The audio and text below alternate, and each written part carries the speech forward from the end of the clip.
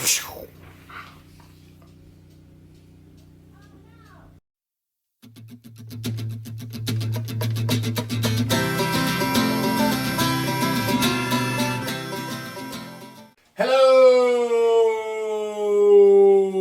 homestead homies. This is Off Grid with Doug and Stacy. I'm Doug. And I'm Stacy. And today we're going to talk about elderberries.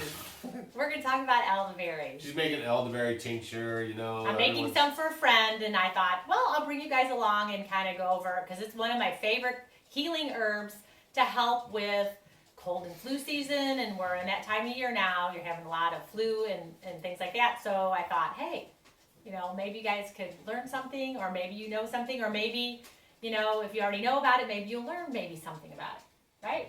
We can never learn enough. Hello!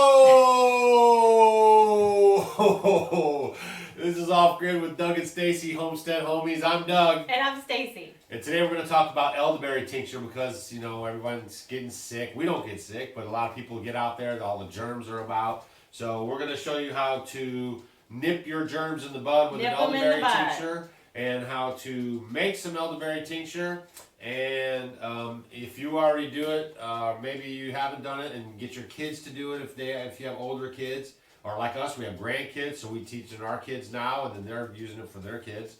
So this is a generational thing going on here. Well, I mean, it's a plant. We live in Missouri, and they're all over the place here. So when it's time for elderberries, the berries to ripen, you know, you go collect them, as many as you can, dry them out, and then they look, you know, like these little guys here. Yeah, we're gonna grow elderberries.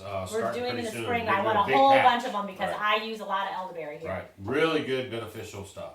But the ones to grow that are the most medicinal is the SAMBUCUS nigra, which is the black elderberry. Bless you. And those are that was funny. Come on. Okay, so I want to talk about the benefits of elderberry and what it can do. Elderberry's been around for thousands of years. I mean, they made it into wines and jellies and syrups. And actually, I was reading somewhere, it was saying in the late 1800s, there was a American sailor, and they were drinking, you know, the elderberry wine, and he had really bad arthritis, I guess, and then he got better because it's also a great anti-inflammatory, and it's great for arthritic type conditions. So he found out, and then from there they just started like learning more about it and the benefits of it. It's wonderful. Elderberry is a great thing to use if you have anything having to do with colds and flus, respiratory issues where you know, you're having like kind of phlegm, mucus, things like that, and it's just wonderful to help with that. The bird flu, H1N1, HIV, you know, immune-related issues.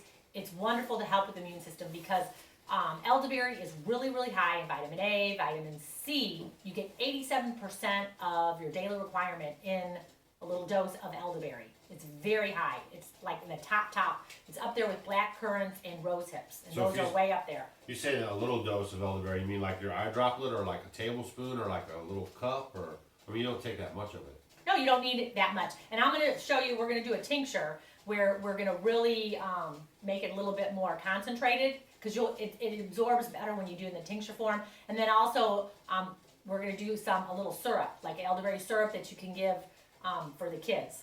And it's wonderful. We've done it, and I've done it with the grandkids when they've come over and they kind of act like they got a little sore throat or a little drainage, you know, and they're not sick yet, but you know they could get sick.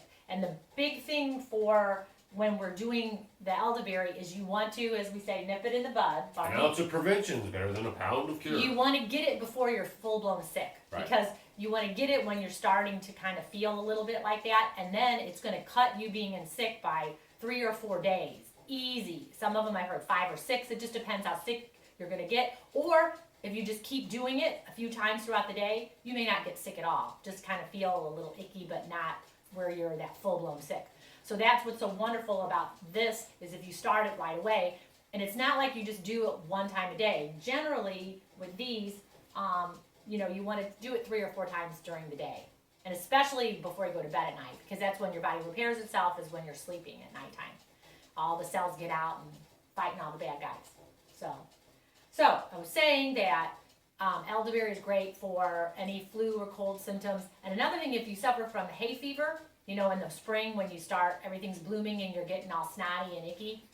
If you start doing a round of a few weeks before actually the trees are budding and the sinuses start to get really bad, if you start taking this a couple weeks before, it'll help you with your hay fever. So you might want to try that too. Who would have thunk it? Yeah, it's pretty cool. All right, so what do we do? We got the elderberries there in the jar, third of the way up. Yeah, so here's one that I did already. I did about third of the elderberry, and then I put vodka in there, and then I wrote the date. Now, if you use a vodka, you want to use an 80 proof or higher, or an Everclear, because that's going to give you the best penetration of the elderberries. Because there's not so much, you don't want a lot of water content in your alcohol. Right. So I just buy the cheaper vodka at the store. This is 80 proof, and it's pretty good, and I like it because it's local. And then here is And it's a glass bottle. yeah.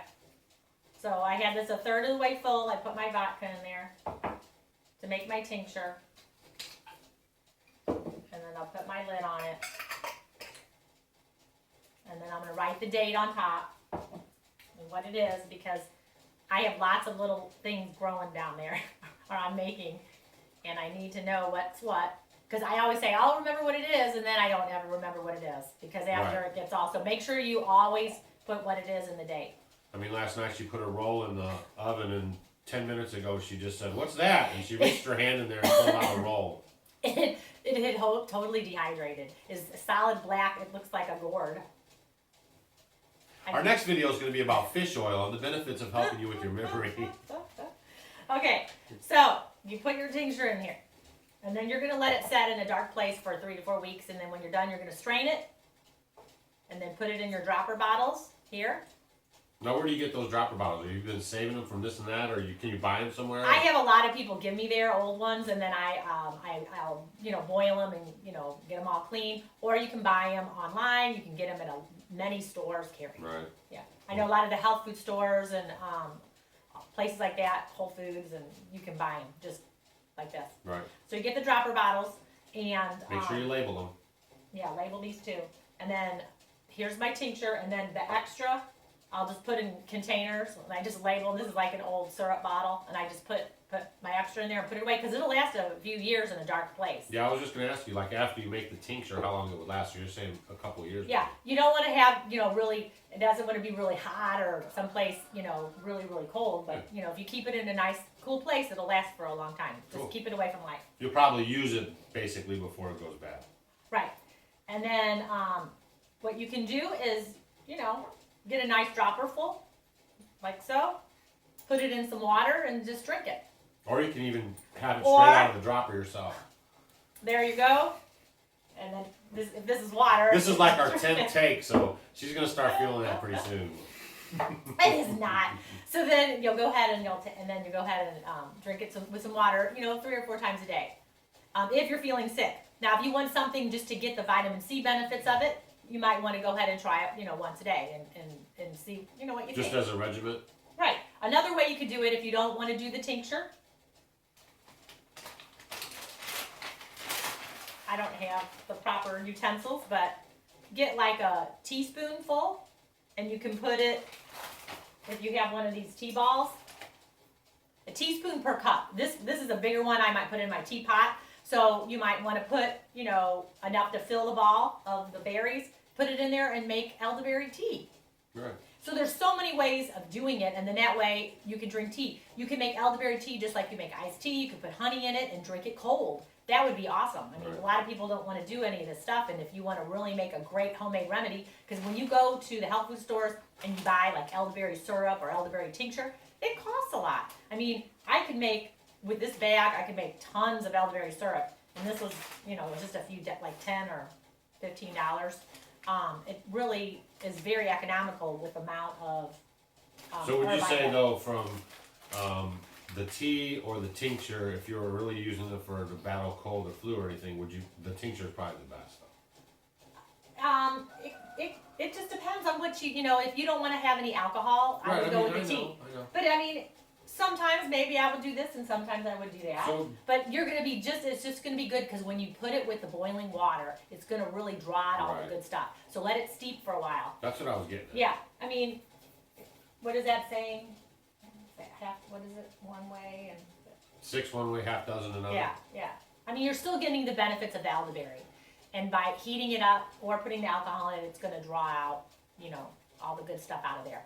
I'm gonna be making in just a second, show you how to do some elderberry syrup for the kids, and you can use this for putting on your pancakes. You could use it for putting on your toast. Pancakes? Just having a teaspoon, teaspoon before you go to bed at night for the kids, or if you have a cough, it'd be wonderful for coughs. It is just pretty neat. I mean, it helps with so many wonderful things, and during this cold and flu season. Well, cool. So we'll go over to the wood cook stove right now. We'll show you what we got brewing on. Okay, so now I'm making a batch of elderberry syrup. So all I did with this is I put in about 3/4 of a cup of the elderberries in there, and about 4 cups of water. And you can write this in there. Will you do that for me, Dad? Aye, Master. Yeah, I'll do that. All right, so 3/4 cup of elderberries, and then 1 cup of or 4 cups of water. And then I'm also going to use, can you see it? It's kind of dark. It's just water and elderberries. And then I'm going to use a teaspoon of cinnamon. I put a little extra because I like more, so I do a little bit more. And then the other thing that I like to put in it is whole cloves. And I put some whole cloves in there. You know, like a nice pinch of them. If you have powdered cloves, you can use powdered cloves. Some people will put ginger in it. But sometimes with kids, they don't like ginger so much. So I just do the cloves and the cinnamon. And I'm going to bring this to a boil, okay? Because I want some of the water to evaporate off of it and make it a little thicker. And it hasn't come to a boil yet, but it's getting close. And then once it comes to a boil, I'm going to cover it like so and let it cook. I don't have lids. I have it.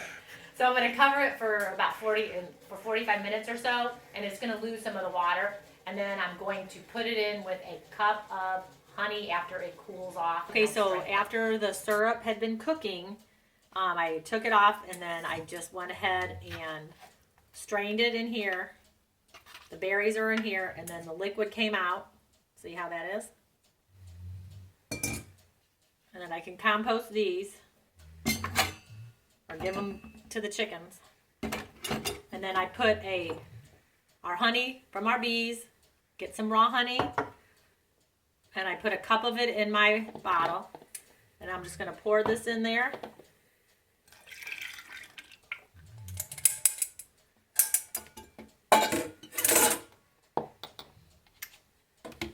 Put a lid on it, shake it up.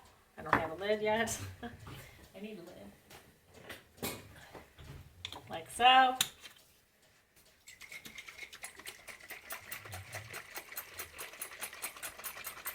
Shake it up, and there you go. Here is homemade elderberry syrup.